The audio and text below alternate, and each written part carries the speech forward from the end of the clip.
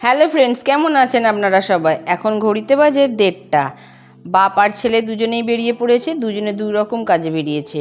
বাবা যাবে অফিস আর ছেলে যাবে খেলতে। একই ট্রেনে গিয়ে বাড়ি থেকে দুজনে ডিভাইডেড হয়ে যাবে, যে যার গন্তব্যস্থানে চলে যাবে। চলুন, আজকে আমাদের বাড়িতে একজন নতুন অতিথি এসেছে, দেখাই আপনাদের।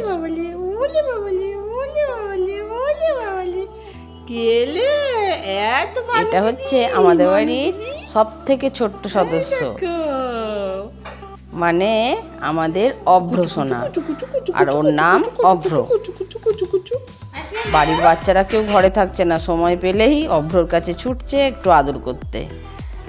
কাউকে আর বাড়িতে ডাকলে পাওয়া যাবে না, একটু দোকান যাবে কিংবা কোনো কাজের জন্য। যাই হোক, চলুন, আমার অনেক কাজ রয়েছে, আমি এবার যাই। ছাদে চলে এসেছি।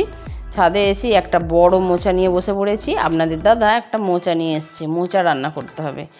মোচা আমি কখনোই ঘরের ভিতর কাটি না, কারণ মোচার জন্য অনেক খোসার বার হয়, আর এই খোসা ঘরের ভীষণ নোংরা দাগ হয়ে যায়। তার জন্য আমি মোচা সবসময় বাইরে কিংবা ছাদে কাটার চেষ্টা করি। যার জন্য মোচাটাকে নিয়ে চলে এসেছি ছাদের মধ্যে, আর আমি এই মোচাটাকে কেটে নিচ্ছি। মোচা কাটতে আমার একদম ভালো লাগে না, মোচা রান্না করারও ভীষণ জ্বালা, আবার কাটারও ভীষণ ঝামেলা। যাই হোক, নিয়ে যখন এসছে ফেলে তো আর দেওয়া যায় না, যা হোক করে কাটতে হবে। চলুন কেটে নিই। আমার মোচাটা ছাড়ানো হয়ে গেছে, আর আমি কিন্তু মোচা বটিতে কাটতে পারি না, ছুরি নিয়ে এই টুকটুক টুকটুক করে কাটি। এইভাবে আপনারা কে কে মোচা কাটেন আমাকে একটু বলে দেবেন।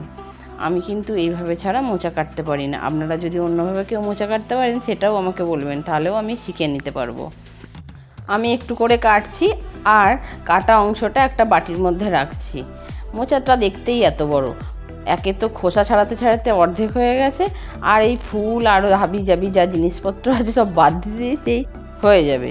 সবশেষে অল্প একটু থাকবে। আমার মোচা কাটা হয়ে গেছে, আর এই যে দেখিয়ে দিলাম কতটুকু মোচা বেরিয়েছে কেটে। মোচার খোসাগুলো এবার ফেলে দিলাম। ছাদে কেটেছে এই কারণেই, ছাদ থেকে নিচে ফেলে দেব। আজকের ওয়েদারটা দেখে মনে হচ্ছে খুব জোর বৃষ্টি আসবে। আকাশটা কিন্তু পরিষ্কার নয়। কদিন দিনের বেলা যা রোদ দিল, আর বৃষ্টি আবার বলেছে নিম্নচাপ হবে। পুজোর সময় কী যে হবে, এত কেনাকাটা করে তার ঠিক নেই। আমার প্রতিটি ভিডিও একটু মন দিয়ে লক্ষ্য করলে দেখবেন, হয় ট্রেনের হর্নের শব্দ, নয়তো বা খবরের শব্দ স্টেশনে পাওয়া যাবে। আমরা স্টেশনের খুব কাছে থাকি বলে। কালকে বৃহস্পতিবার, ঠাকুরের বাসনগুলো মেজে রেখেছি। মা পুজোটা করে দেয়, তার জন্য আমার খুব উপকার হয়। মা আর কিছু না করলেও পুজোটা করে দেয়, ওটাই আমার অনেক কাজ। ঠাকুরের বাসনগুলো তুলে নিই। আর এটা হচ্ছে গোপু সোনার ঘন্টা। গোপুকে ঘন্টা বাজিয়ে ঘুম থেকে তোলা হয়, আর ঘুমোবার সময় ঘন্টা বাজিয়ে দেওয়া হয়। চলুন ঠাকুর ঘরটা খুলে নিই। আর ঠাকুর ঘরে দেখুন, আমার ঠাকুর ঘর খুলতে আলোটা জ্বালিয়ে নিই। দেখুন, একদম মা লক্ষ্মী আশীর্বাদ দেবার জন্য বসেই রয়েছে। আমাদের বাড়িতে অনেক বড় করে লক্ষ্মী পুজো হয়, আর এই লক্ষ্মী ঠাকুর 1 বছর বাড়িতে থাকে। চলুন ঠাকুরের বাসনগুলো রেখে দিই। আর ভিডিওটা আজকের মতো এই পর্যন্তই। যদি ভিডিওটা ভালো লাগলে একটা লাইক, কমেন্ট ও কাছের বন্ধুদেরকে শেয়ার করবেন, আর আমার সাথে থাকবেন।